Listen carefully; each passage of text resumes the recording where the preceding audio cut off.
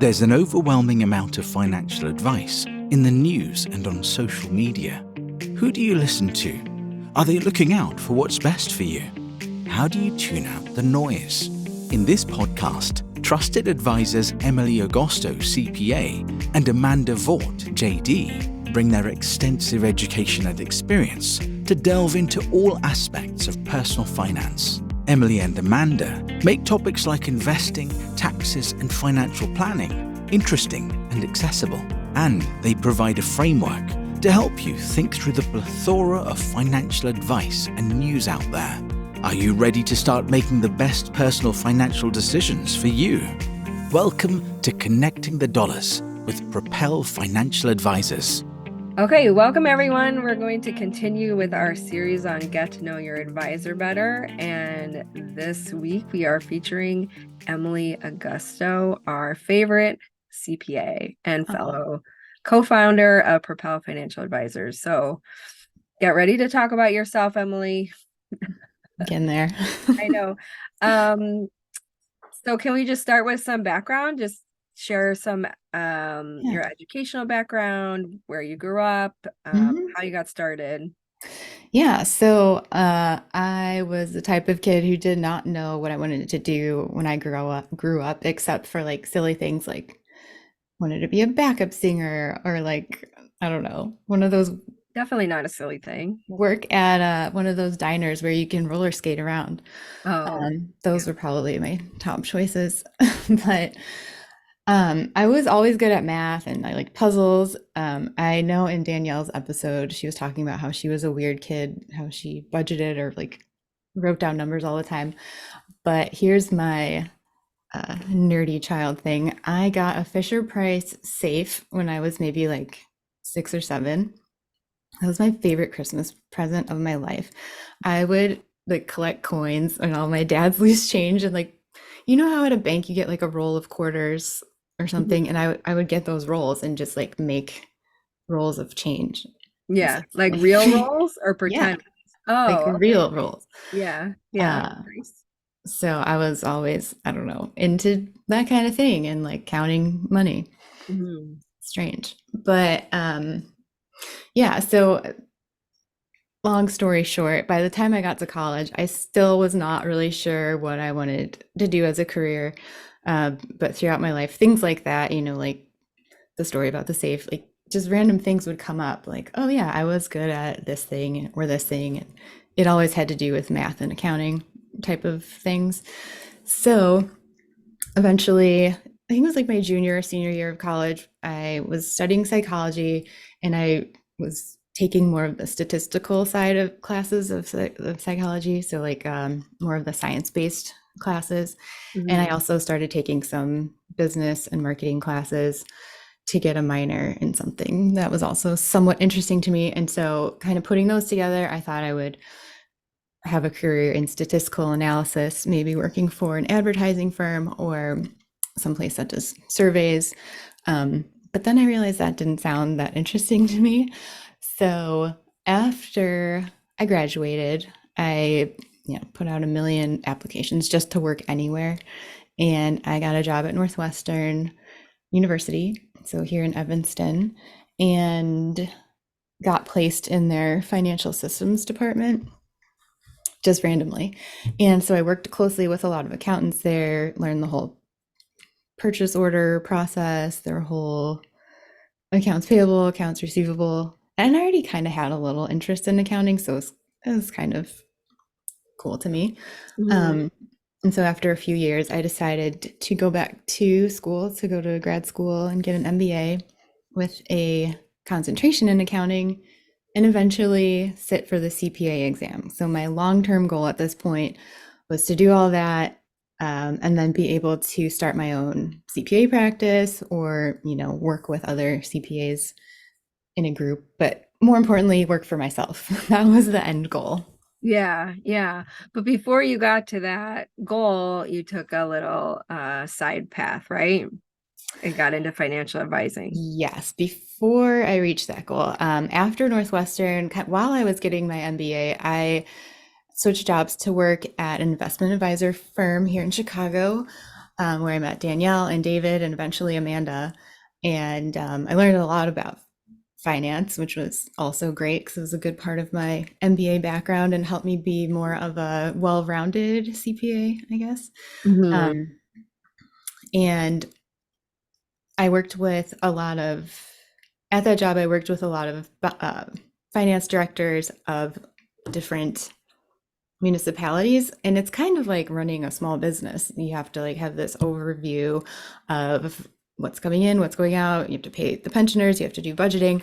So that was kind of interesting, and I really liked the internal management of doing books for people, and that was a small business, and I learned a lot about how to run a small business as well at that job.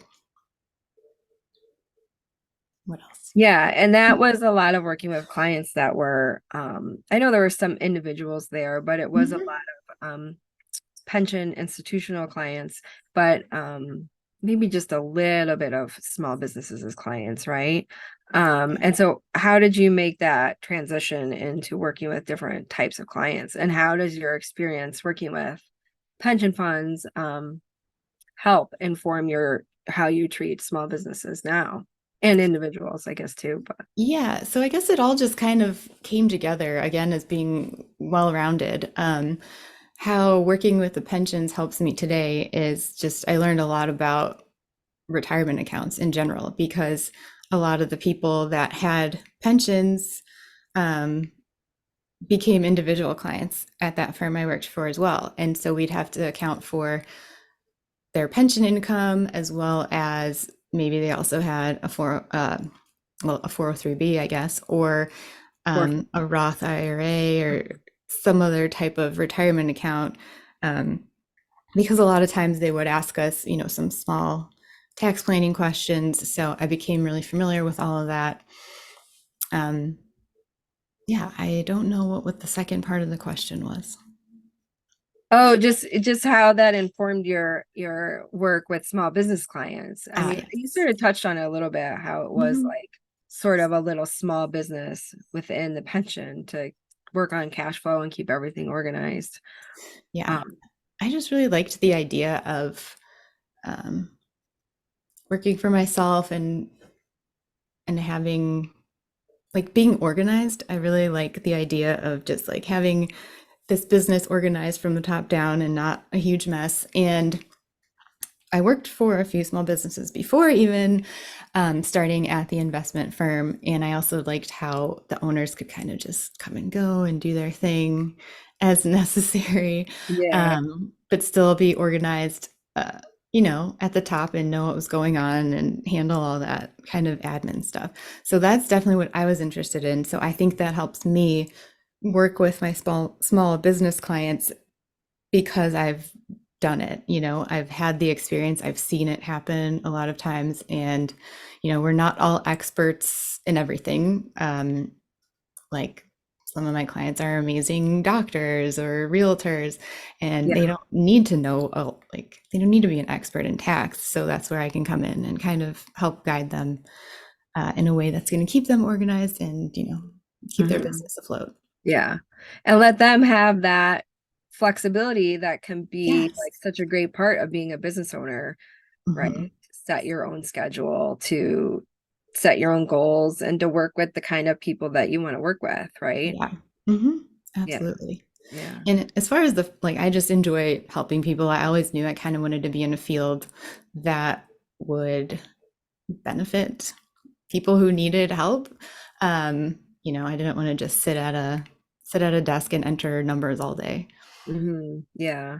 Does anybody want to do that? I Mm, mean, I think some people do, but they don't always admit to it. But Sometimes it does sound kind of nice every now and then. Like I could just turn my brain off and yeah, yeah. keyboard work. But yeah, at the end of the day, I knew I wanted to take on something a little more and be able to like actually help people do something.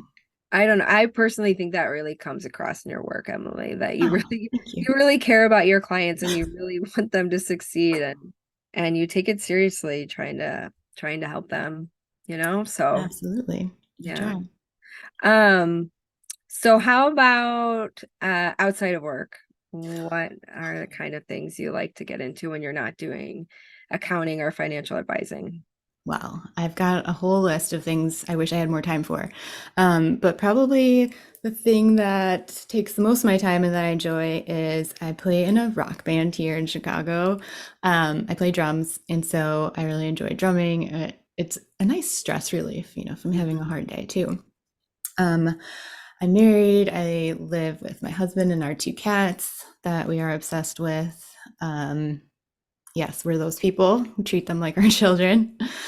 And what else? We enjoy traveling a lot. We try to take at least 2 trips a year if we can make it happen. A recent trip was to Jordan, which was quite amazing, but also very different from anywhere we've ever traveled to. And Did you float in the Dead Sea? I did. It was amazing. Yeah, was it cool? Yeah, It was nice. very cool. Yeah, so that's kind of what I'm doing outside of work. I'm sure there's a million other things, but Yeah. those are the main ones. I know. I think I would just say that, it's fun to stay curious, right? And I think a lot of your work activities you do outside of the work are part of that, and make you who you are, but also helps you with clients because they get it, right? They like to do so. Yes, I like to focus on the work-life balance and encourage my clients to do that as well. Yeah. Yeah, for sure. That's how we run our firm, right? We try to, yes. Yes. It's easy to overwork yourself, but yeah, I think it makes for a better advisor. yes, we all need that time off to recharge. Okay. Thank Is there you. anything else you want to add, Emily? I feel like I've talked too much about myself, so we can wrap it up for sure. Okay. Thank you. Bye. That will do it for this episode of Connecting the Dollars. Nothing discussed in this episode should be considered legal, financial, or tax advice. If you like what you heard, please subscribe for more at Apple Podcasts or wherever you get your content. When you do, please give us a rating and a review. To see the links we mentioned in our show, along with other great Propel Financial Advisors content, go to connectingthedollars.com. You can find our past episodes there and subscribe to our newsletter. And if you're still here because you have a general question, you can email us directly at info@connectingthedollars.com. Or, if you're interested in working with us, click the Schedule a Consultation button on our website.